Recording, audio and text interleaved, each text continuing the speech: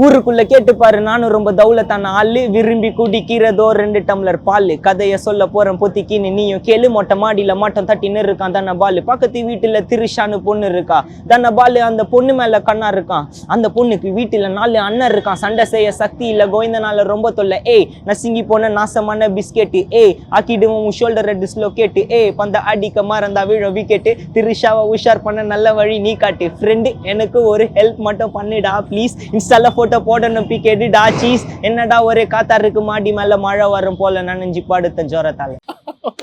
So this was my first song. உங்களுக்கு எப்படி ஒருத்தர் இருக்காரு அதுதான் என்னோட ஃபர்ஸ்ட் சாங்குமே ஆக்சுவலி. அப்படியே ரைட் that was like ரொம்ப டிஃபரண்டா இருந்துச்சு. So that அந்த ஜர்னி உங்களுக்கு கொண்டு வந்தது அந்த பாட்டு தான் நினைக்கிறேன். திரிஷாக்கு ஒரு தனி தேங்க்ஸ் உங்க வாழ்க்கையில எப்படிங்க 100% அந்த திரிஷா எங்க இருக்காங்க தெரியல. அது அப்ப ஆக்ட்ரஸ் திரிஷா இல்லையா? ஆக்ட்ரஸ் திரிஷா இல்ல. உங்க வீட்டு பக்கத்துல இருந்த திரிஷாவா?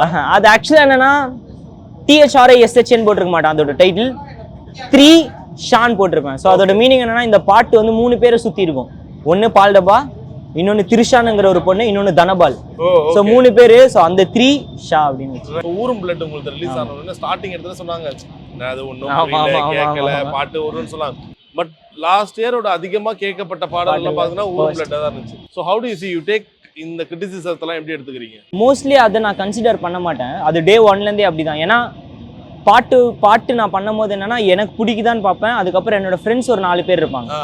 ஸோ அவங்களுக்கு நான் போட்டு காமிப்பேன். நாங்கள் அது ஒரு கனெக்ட் ஆனோன்னா அது உண்மையாகவே எனக்கு ஃபஸ்ட்டு கனெக்ட் ஆகணும். அதுக்கப்புறம் என்னோட ஃப்ரெண்ட்ஸ் கனெக்ட் ஆனானுங்கன்னா அது 100%. ஏன்னா எனக்காக எனக்கு ஒரு பாட்டு, ஒரு ஐடியா, ஒரு மியூசிக் என் மைண்டில் இருக்கிறது எத்தனை வரணும்னு நினைக்கிறேன்.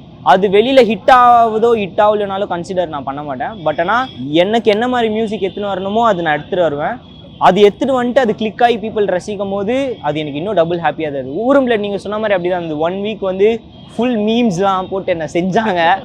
அப்புறம் பார்த்தோன்னா கான்சிக்யூட்டிவாக ஒரு 16 to எவ்வளோ வீக்ஸ் வந்து பார்த்தோன்னா நம்பர் 1லேயே இந்த ஊரும் பிளேட் வந்து.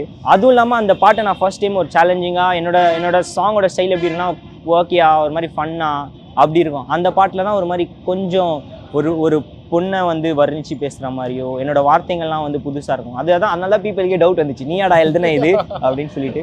பட் ஆனால் சூப்பரான ஃபீலிங் கண்டிப்பாக. என்னன்னா இப்போ அந்த பாட்டிலேயே ஃபர்ஸ்ட் எடுத்து ஒரு ஹாப்பி வெர்ஷன் இருந்துச்சு. அதுலேயே இந்த சேட் வெர்ஷன் ஒன்ஸ் ரிலீஸ் ஆகிட்ட பிறகு அது இன்னும் பயங்கரமாக இருந்துச்சு. காலங்காலமாக தமிழில் ஒரு விஷயம் நடக்குங்க, பட்டிமன்றத்தெல்லாம் பண்ணும்போது அந்த காலத்து பாடல்கள் பார்த்தீங்கன்னா எப்படி இருக்குது, இந்த காலத்தில் பாட்டாக எழுதான்னு சொல்லி நிறைய பேர் இந்த மக்கா மிஷி பாட்டாக இருக்கட்டும். ஸோ நீங்கள் எதில் மெயினாக கான்சென்ட்ரேட் பண்ணீங்க? Either your rhyming or the meaning?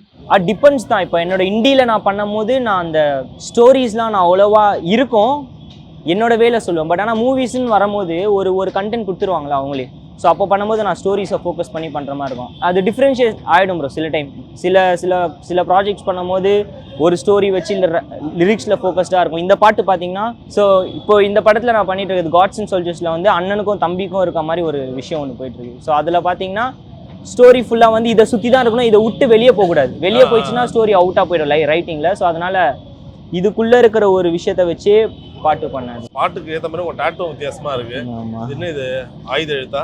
இது வந்து என்னோட அப்பா அம்மா என்னோட ஃபிங்கர் பிரிண்ட். இது அம்மாவோடது அப்பாவோடது என்னோட ஃபிங்கர் பிரிண்ட். எதனால அந்த மாதிரி ஒரு ஐடியா டிஃப்ரெண்டா இருக்கு? டிஃப்ரெண்டா இல்ல, லைக் நான் எங்க நிறைய இடத்துக்கு டிராவல் பண்றேன். ஸோ அதனால என்னோட அப்பா அம்மா என் கூடயே இருக்கிற மாதிரி ஒரு ஃபீலிங்காக அது ஒரு விஷயம்.